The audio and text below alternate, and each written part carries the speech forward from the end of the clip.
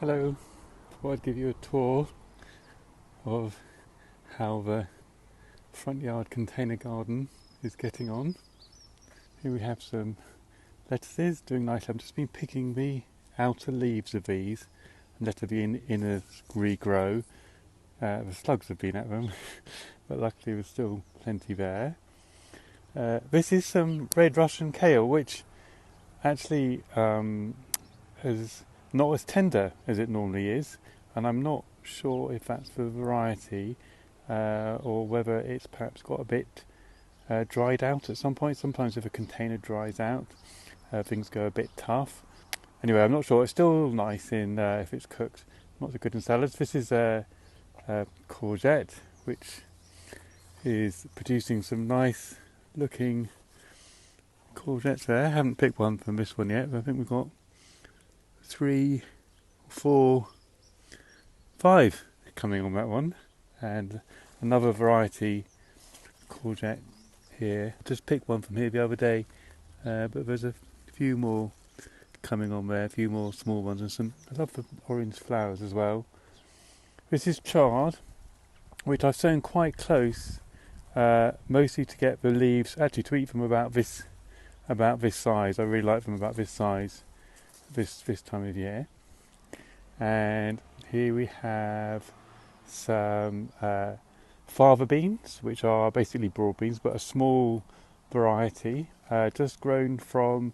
I was growing some microgreens, fava microgreens, and I had some left over, and I just planted them out, and they're now producing pods, but not quite ready to eat. And here we have a rose, which smells, I have to say, absolutely beautiful. Some more flowers here. This is Daylily. These are edible flowers, not quite ready to eat, but pretty edible flowers.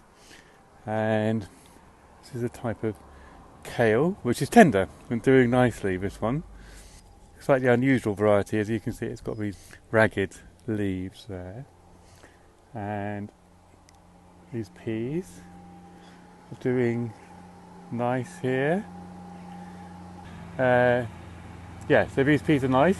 They did start to fall over in the wind, so I had to re-tie them up.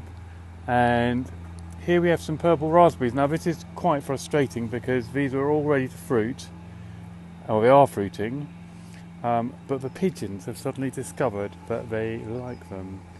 And I noticed one of the branches had broken the other day, and I couldn't work out why, and the pigeon had landed on it and broken it.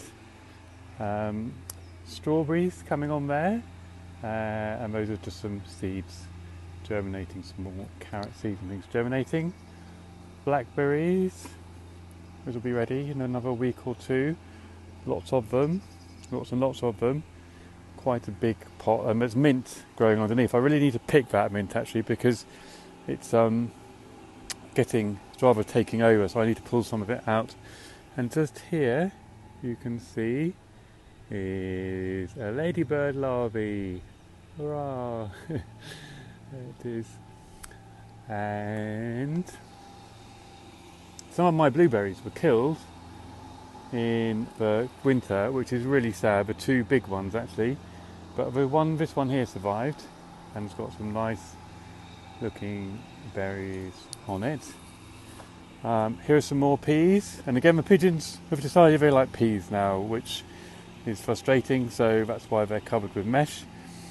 But as you can see, this is a dwarf variety, and lots of peas coming on there, just about ready to eat. And this is a white flowering variety of runner beans, and just flowering, which is nice.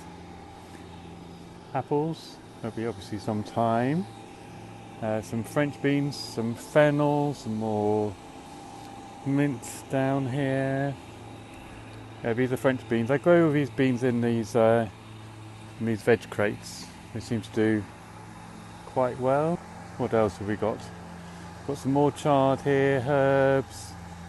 This is Society garlic, Tulbaghia fairy star. It flowers like this for months. It's one of my favourites. It's very strong. Each flower's got a very strong garlicky flavour.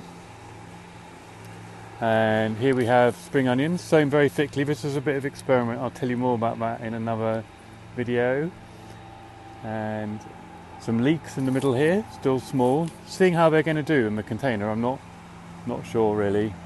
And we've got some beetroot here. Now these marks are from leaf miner, and they're a bit annoying really. What they do is they lay eggs behind the leaves and they hatch out and make a burrow in there and they explode. I mean, you can still eat the leaf if you tear out the infected bit, but they do slightly weaken the plant. Sometimes if you look on the back of the leaves you can see little white eggs which you can squish off.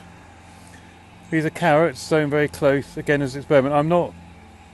The spring onions up here, or scallions, have been working really, really well. I'm not so convinced that these carrots sown close are working so well. And next to that we have some parsley.